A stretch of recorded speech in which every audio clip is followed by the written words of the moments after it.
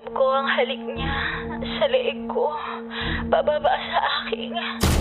At mas pag-uusapan. Tinanggal niya bigla yung panty ko. Mga sikretong dito mo lang mapapakinggan. Top Secrets. Top Secrets. Top Secrets. Top Secrets.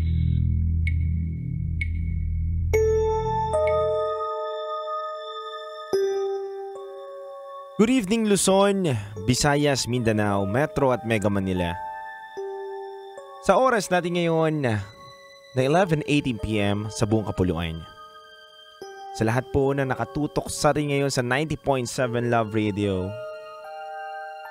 kasama niyo po ang titindig sa mga pinaglalaban ninyo, DJ Titangelo.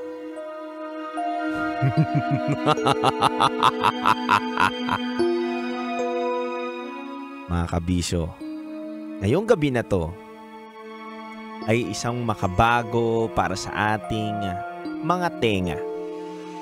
Panibagong mapapakinggan natin dahil Halloween special at nalalapit na po ang Semana Santa. Semana Santa. Ang undas. Nalalapit na po ang undas, kabisyo. Kaya samahan niyo po ako sa mga nakakakilabot, nakakatakot na mga kwento ngayong gabi na to. Idaanan muna natin sa kalokohan dahil baka mamaya hindi ko nakayanin ang katatakutan. Pilit kong pinapatawa ang sarili ko. Pilit ko nililihi sa mga bagay-bagay. Pero trabaho ko to. Kailangan kong panindigan. Kaya mga kabisyo, nasa kabilang linya na po natin ang magbabahagi para sa ating Top Secrets Halloween Special.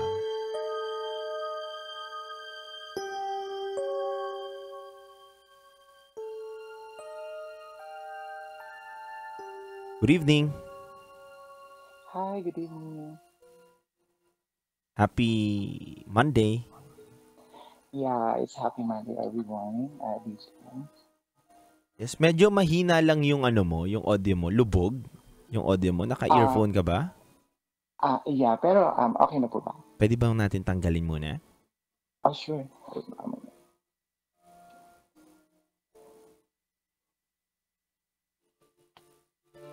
Hi. Ayan. Happy Monday. Yeah, happy Monday, everyone. Right. Kamusta ka na muna ngayon? Good ka ba?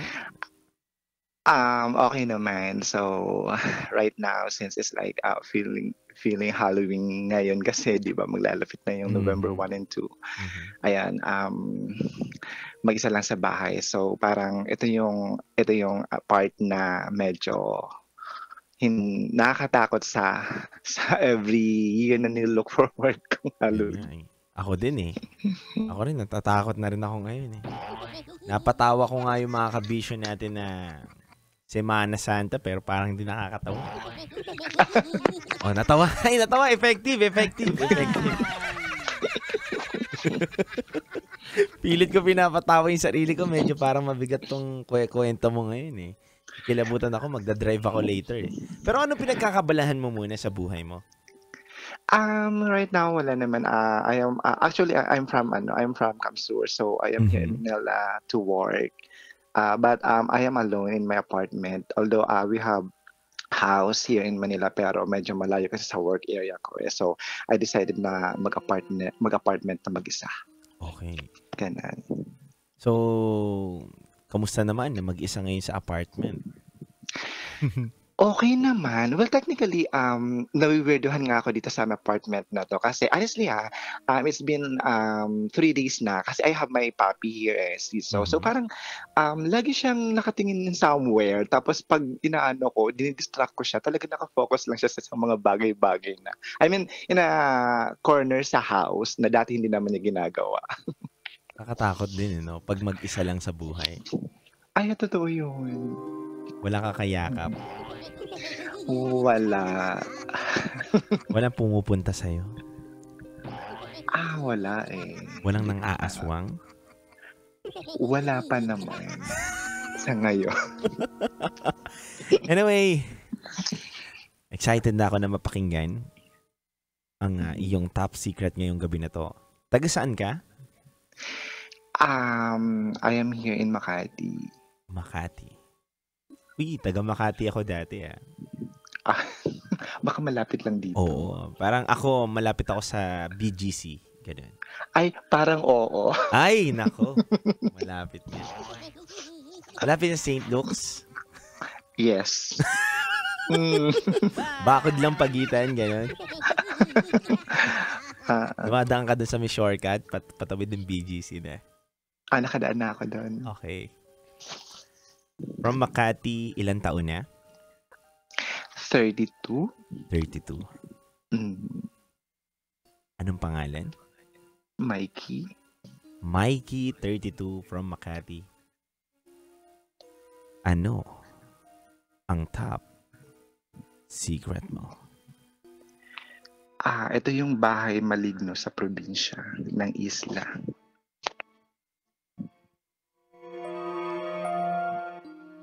Bahay maligno sa probinsya? Apo. Kaninong bahay to? Sa amin 'tong bahay na 'to, pero bago pa maging mag-asawa yung mama at papa ko, pinagawa na nila 'to. So technically, wala pa silang anak, nakapagpundar na sila ng bahay doon. Which Pero, is until now, mm, buhay pa yung bahay. pero bakit tinawag na bahay maligno? Paano ba? Kasi parang dalaga pa lang kasi yung parents ko, 'no? So yung parents ko kasi is like 89 or 90 na right now. Currently, 95 na sila. So, wala pa sila, hindi pa sila mag-asawa at hindi pa sila na nagkakaanak, napagawa na nila yung bahay na yon. Pero nung time kasing yon is, paano ba? Yung bahay na yon is parang pinapaupahan nila doon sa islang yon. Tapos meron silang maliit na bahay sa tabi nun. Anong mga karanasan mo dito sa bahay na to? At bakit yung natawag na bahay maligno? Marami, eh. So, sige, moving forward tayo, 'no. So, since sa sobrang tagal na ng bahay nito at hanggang ngayon is buhay pa rin yung bahay na yun. So, parang hanggang sa namatay na yung namatay yung magulang kong babae, yung mami ko. Tapos, the following years, siguro mga 5 years after namatay din yung daddy ko. So, sunod-sunod yung gano'ng tragedy tapos hanggang sa na-abandon mo na yung bahay sa province kasi nag-move out kami doon tapos pumunta kami ng city. Tapos yung bahay namin sa province, pinarentahan namin sa mga teachers doon. So, since relocated kasi yung area ngayon, I mean sa pinaka-isla lang talaga yan. So, parang ang ano doon, ang renta lang ng teacher sa bahay na is 500, all in na yon. Mhm. Pero up and down yan. So, hindi lang naman kami naka-experience doon. Even yung mga nag-rent doon, yung mga teachers, may mga umalis na din na teachers and it's because hindi nga maganda yung experience nila doon sa bahay. Pwede mo bang explain muna sa amin anong itsura na itong bahay na to? Anong nakapaligid sa kanya? Anong laman sa loob? Okay. Yung bahay po kasing yun is tatawid kayo ng dagat, no? So, from city, tatawid kayo ng dagat, tapos nasa gitna siya ng dagat. Pero medyo malaking isla yun. So, 90% kasi ng isla yun is sa parents ko dati. Which is until now naman. Ngayon, nagpatayo yung parents ko ng malaking bahay doon. Doon na rin kami pinanganak. Actually, 11 kami. Doon kami lahat pinanganak sa bahay na yon. Tapos, doon na rin lumaki yung, doon na rin lumaki kami, tapos umalis kami at nag-aral. So yung bahay na yon is sobrang tagal na made of Nara daw yon. Yung mga kahoy na yon. Second floor kasi yun eh. Pero yung second floor niya is made of ano naman, yung bubong niya is yung parang bakal. Anong tawag doon? Hindi naman siya nipa, pero yung parang ngayon na anong tawag? Yero ba? Made from yero. Oo. Tapos yung kanya mga bintana is yung parang kristal na mga made from shell. Shell, yes. Sa Kabibe. Oo, which is until now, ganun pa rin. Oo, mamahalin yung ganun. Pero ano yun, nagkaroon na kasi ng bagyo, di ba? Yung pinakamalakas na, I think, na bagyo ata sa Bicol is yung bagyo, yung Rosling ata nung time na yun. So, oo. So parang inabot yung second floor namin. Although nandun ako nung time na yun sa nung bagyong yon. Inabot yung second floor namin hanggang sa pinakataas. So sa sobrang tagal niya na talaga, as in, ang dami niya naranasan, wala pa ako siguro. Ang dami niya ng experience kaysa sa akin. So, Mikey, gaano ka katagal tumira dun sa bahay? Umabot ako doon ng grade 6 sa East lang yun before ako nag-transfer ng high school sa city. Kasi doon sa area kasi, sa Isla kasi yun, from grade 1 to grade 6 lang yung yung public school. So kapag mag-high school ka na, wala na doon silang high school. Magta-transfer ka na sa Naga City. Medyo matagal-tagal din pala, no? Mm-mm. So sa 11 na magkakapatid, pang ilan ka? Pang 10. Pang 10 ka. So Mikey, kwentuhan mo naman kami ng mga hindi mo malilimutang storya dito sa loob ng bahay. Sure.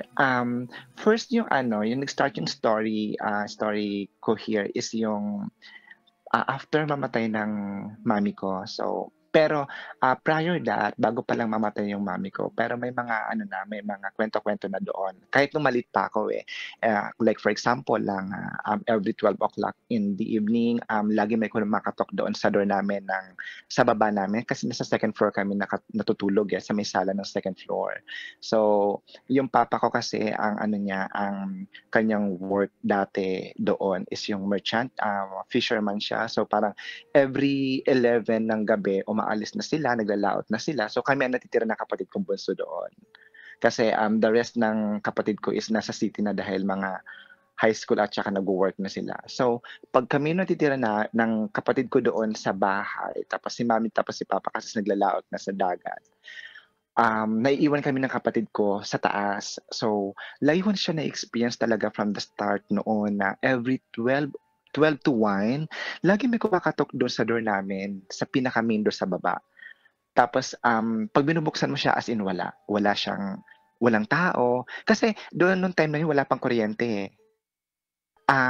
Yung islang kasing yun, nagkaroon lang ng parang source of kuryente is nung kapitan na yung parents ko. Tapos dati kasi, generator pa yung gamit. Every 6 p.m., papatayin yung generator, tapos buong isla is madilim na. So bukod doon sa mga katok sa pinto, hindi ba parcel yun, no? Hindi, wala pang parcel noon. Legit. Tapos doon din ako nag-experience na meron kaming baboyan sa likod ng bahay.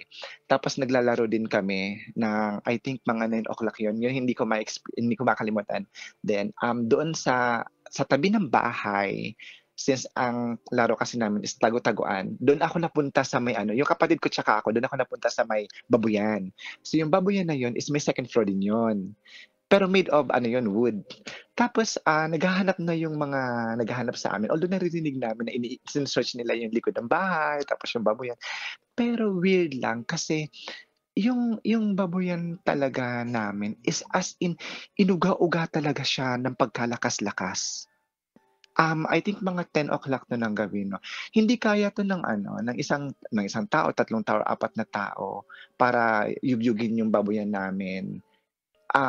Yun yung na-experience namin. Tapos yung kapatid ko sabay labas kami. Tapos tinanong namin kung pumunta yung mga kalaro namin kung pumunta doon sa sa likod ng bahay namin. Tapos sabi nila, hindi naman daw, gano'n.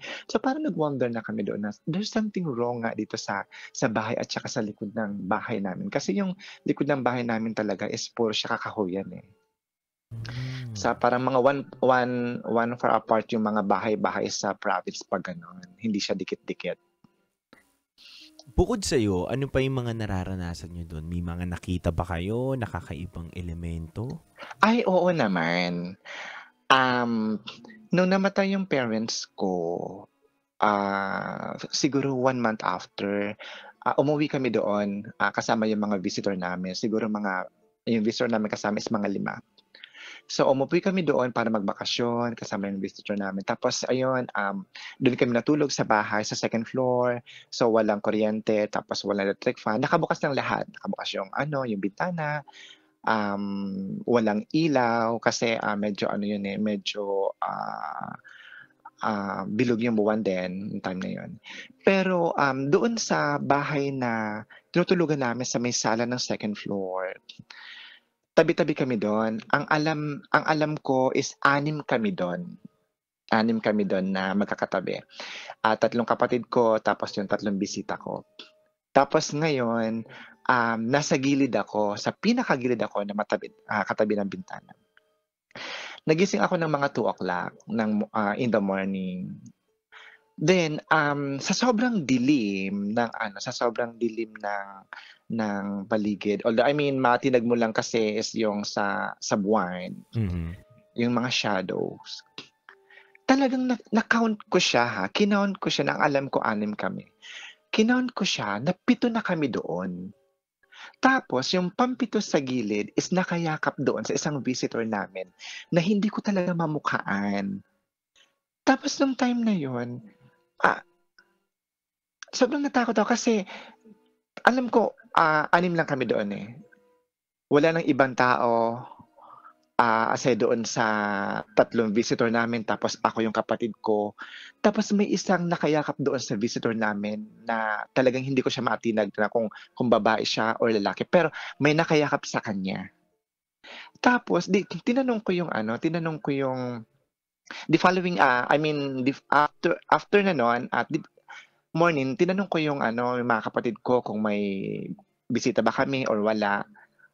Tapos sabi ng kapatid ko, 6 lang tayo ng gabing yon, ganito, ganyan. Sabi ko, pero kasi ate, meron kasi ako nakita, sabi ko ng ganito na apat dyan sa kabila, tapos 2 dito, yung pang 5 doon sa kabila is may nakayakap. So technically sabi ko 7 tayo. Tapos sabi niya, wala talaga. Tapos hinayaan ko lang yon. Tapos nung time na yon, natakot na yung visitor namin, nauna na silang umuwi. Tapos the following night, kami na lang natira ng kapatid ko doon sa bahay. Tapos, meron time na, alam mo yung procession kapag early in the morning, like mga 4 a.m. Uso kasi doon sa province namin yung procession ng gano'n. Nag-iikot iniikot yung patrons, yung basta Mga yung santo. ina ng Oo, yung santo. So wala si Papa nung time na yon. Tapos ako nagpe-prepare na ako ng time na yon na sumama. Yung kapatid ko nauna na sa simbahan. Ako na lang yung nandoon na na nagpe-prepare. Nahuli ako. Tapos nung time na yon, nasa baba ako kasi kumukuha na ako ng ng mga gamit ko, tapos nagkakape pa ako nung time na yon. Grabe yung kalabog sa taas. Wala nang tao sa taas, alam kong wala nang tao sa taas. Grabe yung kalabog sa taas. So pumunta ako ulit, sinilip ko, walang tao. Tapos pagpunta ko doon, pag-akyat ko ulit doon kasi hindi tumitigil yung kalabog. Doon sa may hagdanan, napansin ko ang daming buhok na nalaglag hanggang doon sa may tawag dito, sa may hagdanan sa pinakababa. So, ang dami na talagang buhok na parang buhok siya ng tao pero hindi ganun kahaba. Ang daming buhok nagsipagkalat doon sa floor ng hagdan. Tapos inipon ko siya. Tapos nung inipon ko siya, umalis na ako. Tapos pagdating namin, tinanong ko yung mga kapatid ko kung nakita ba nila 'to, kung kanino ba 'to, ganyan-ganyan. Tapos ang sabi ng kapatid ko, "Ay, si mama ang alam ko. Meron dati si mama talagang tinatago ng buhok kapag nagugupit siya kasi mahaba yung buhok ni mama, ginugupit niya, tinatago niya talaga sa drawer." Sabi niya ng gano'n. So parang sabi ko, wala naman kasi ibang tao na nandoon sa bahay aside from me, sabi ko. Ta's itong buhok na 'to nagkalat sa buong floor. So, sabi niya, sino ba ang gumawa niyan? Sabi ko na gano'n. So, parang sabi sa akin ng kapatid ko, honestly, hindi lang naman ikaw yung naka-experience ng ganyan. Kahit yung mga dati pang tenants dito na umalis, gano'n yung ginagawa. Then, doon din daw pala doon sa second floor na tinutulugan namin kasi meron sa taas na lagayan ng mga imbakan ng mga imbakan ng mga gamit. Lagi daw doon sila may nakasilip talagang tao. Yung taong yun is made-describe mo talaga siya na parang, hindi ko alam kung bantay siya sa bahay na maligno. At may Na itsura minsan May daw, itsura daw. sorry, May itsura to, yung nakikita nila na to. hindi nila maatinag eh. Kahit din naman nung time daw na kapag nung na-abandon yung bahay, tapos nakabukas lang yung window. Lagi daw nila nakikita doon na nakatindig lang daw doon sa may window. Kasi nung na-abandon yung house na yon, talagang walang ilaw yon. Pero nakabukas lang yung mga nakabukas lang yung mga bintana doon. Kasi nililinis lang yon kapag hapon. So, kapag wala nang maglilinis yon. Then, bumalik kami doon ulit kasama si Papa, tapos ng time na yon. Tapos, ang experience din doon ni Papa is lagi siyang nilalak sa CR. Sa CR ng first floor namin. Every time na maliligo si Papa, laging nilalak yung door. So, sabi nga ni Papa sa amin, hindi na daw siya nagugulat ng ganoon. Pero ang pinaka-weird talaga sa lahat is yung laging kinikwento ng mga tenants doon na mayroon daw bata na talagang laging nagpapakita sa kanila na laging nasa taas ng second floor na laging tumitingin sa kanila from midnight until 3 to 4 a.m. daw ng gabi. Grabe, no? As in, Pero wala naman daw namatay doon sa bahay. Ano bang history ng... Kumbaga, di ba, pinatayo yun ng nanay mo eh. Tsaka ng tatay mo, wala pa silang anak. Wala daw ba doon na namatay? nung time na pinatayo kasi nila mama ngayon, pinaupahan yun nila mama, sila mama nakatira sa katabi ng bahay na yun, sa maliit lang na pinatayo nila. Pero ang sabi nila mama, may family daw doon na talagang tumira ng matagal. Tapos, ang nila mama doon, parang ang palabas nila mama, hindi sa kanila yung bahay. Yung bahay na yun is para sa lola namin, parang ganon. Tapos daw, sabi nila mama, umalis na lang daw yung family doon sa bahay na yon. Na parang may ginawang something. Mm-hmm. Hindi ko alam kung ano na yun, the rest of the history, hindi ko alam. So parang until now, yung bahay na yon is talagang buo pa rin naman siya, pero hanggang ngayon wala nang tumitira dahil wala nang nag-occupy dahil nga sa na-experience ng mga teacher. Kaya siguro paupahan namin yung ng 200, hindi na kukunin talaga ng teacher until now. Mm-mm. So ngayon, abandonado na lang siya ngayon. Abandonado na lang yung house, pero ang hindi kasi maganda doon sa bahay na yun is kahit ako kapag pumupunta ako ng taas, hindi ko talaga kayang tumagal. Mm-hmm. Oo, kasi yung taas is may tatlong may tatlong dating rooms. Ngayon kinumbine yung isa, malaki na. Tapos yung isa na lang, yun yung nakalak lagi. Tapos doon sa nakalak na yon, mayroon doon pinaka-old na cabinet, as in pinaka-old na cabinet na hindi namin nabubuksan until now kasi wala na yung susi or whatever. Pero ang ginawa ata noon is parang inalis na ng laman yun kasi dati sabi daw doon daw kasi yung bones ng lola at lolo namin. Mm-hmm. Oo, kasi parang uso kasi noon na kapag kinukuha yung bones nasa ataol ata yun, eh, ta's naka din yung ataol. So, doon naka-treasure yung bones ng lolo at lola namin. Pero, ngayon ay inalis na yon. So, hindi ko sure kung, yun ba is nagbabantay ba doon sa bahay, kasama yung bata or mayroon bang namatay doon sa bahay. Kasi even yung papa ko tsaka yung mga kapatid ko talagang pinararamdaman nila, eh. Grabe yung bahay niyo, no?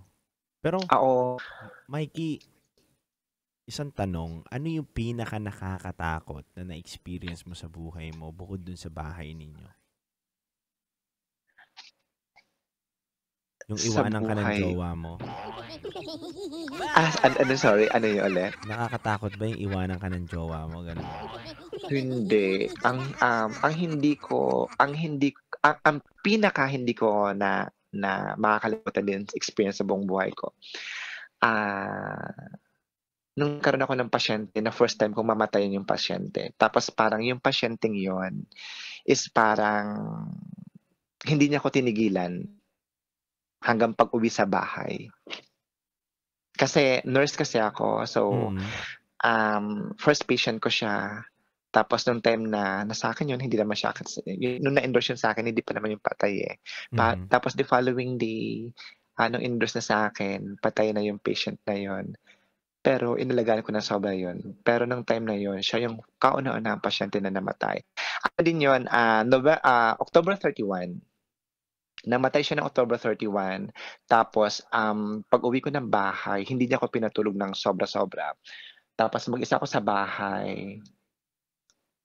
Tapos, ang shift ko kasi noon is panggabi ako. So, nung time na yun, wala na akong pasok. Pag-uwi ko ng bahay, alam mo yung parang gising ka na nanaginip ka.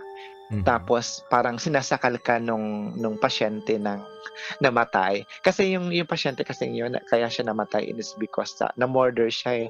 Marami siyang tahi sa katawan at saka sa mukha. So, na-murder yung pasyenteng yun. Tapos parang sinasakal niya ako. Tapos ang lagi niya sinasabi sa akin is magtirik daw ako ng kandila ng black para daw matigil siya. So, sinunod mo to? Sorry? Sinunod mo to, yung pasyente na nagpaparamdam sa'yo? Nung time na yun, hindi kasi ako naniniwala doon sa ganun. Pero hindi niya ako tinitigilan. Tapos nung November 1 and 2, ganun pa rin yung ginagawa niya sa akin. Parang pakiramdam ko, lagi siyang nasa tabi ko. Tapos kapag matutulog talaga ako, laging ramdam ko na parang talagang yung presence niya nandyan. Tapos lagi ko siya napapaginipan na yun yung request niya lang lagi sa akin. Na para tigilan ko siya, magtirik daw ako ng kandilang itim. So ginawa ko naman yun. Yung nagtirik ka na ng kandilang itim, ano nangyari? Nung time na yon, vinisit ko din siya doon sa family kasi malapit lang din naman siya doon sa barangay namin. Kasi alam ko yung demographic profile nung patient na yon. So, isinunod ko na yung gusto niya. Then, nagsorry din ako kung halimbawa, sabi ko kung meron man akong mga hindi nagawa nung time na ako yung naging nurse niya, tapos na-endorse ko siya doon sa isang nurse, kung nabawian man siya ng buhay, kung may pagkukulang ako, kung bakit hindi niya ako tinitigil, nagsorry ako doon time na yon. Tapos sabi ko sa kanya, tigilan niya ako. Tapos, yun na lang, nagbigay na lang ako ng rosary doon sa family. And after noon, so far, wala naman na siya sa akin pinaramdam the following days.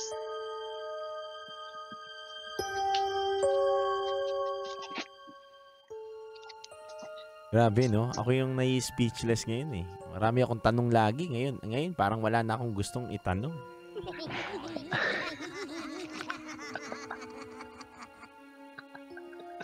Ba't mo ba naisipan bigla, Mikey, na tumawag ngayong Halloween special namin?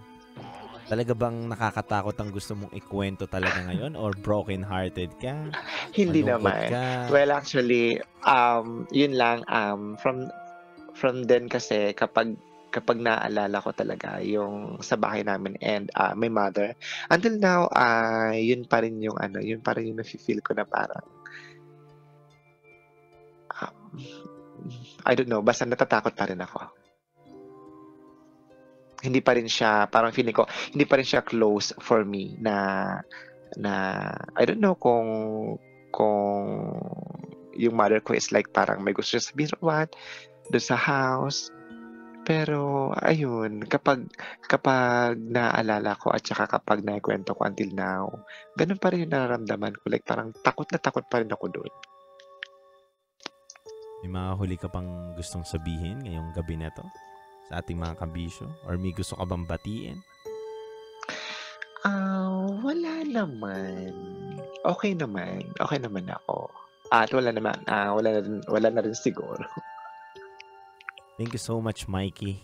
At inalabutan kami sa kwento mo ngayong gabi na to.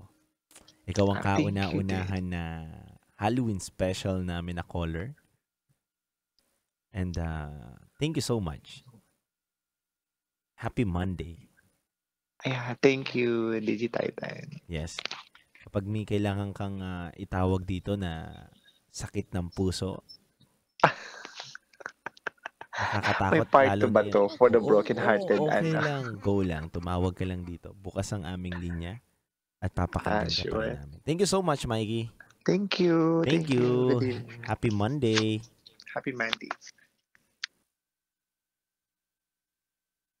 Mga kabisyo, ikaw, may kwento ka ba na nakakakilabot?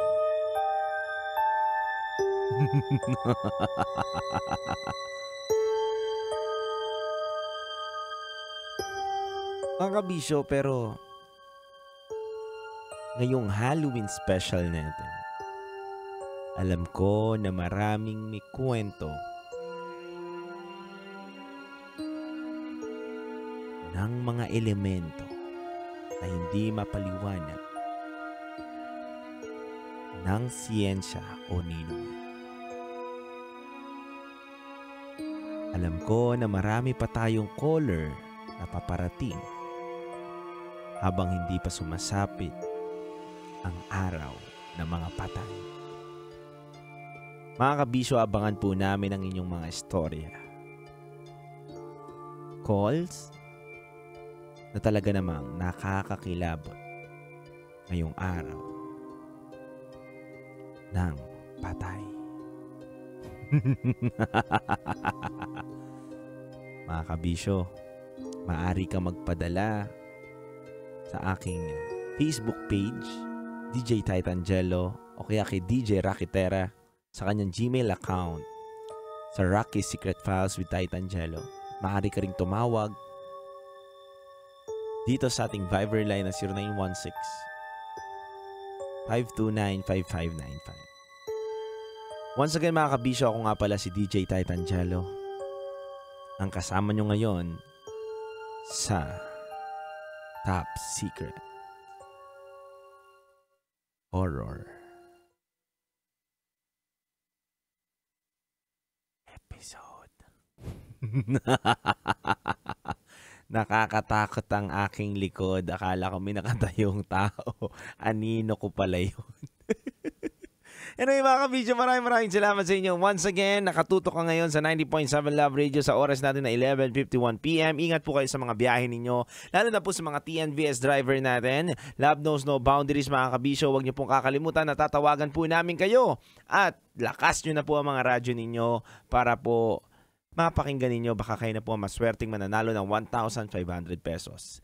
Kita-kits po tayo bukas mga kabisyo. Susunod na po mamaya sa ating programa, ang Feel Good Morning ni Uncle Dagol at ni Tanya Chinita. Mga kabisyo, happy Monday. Ilang minuto na lang, Tuesday na. God bless you. Metro's #1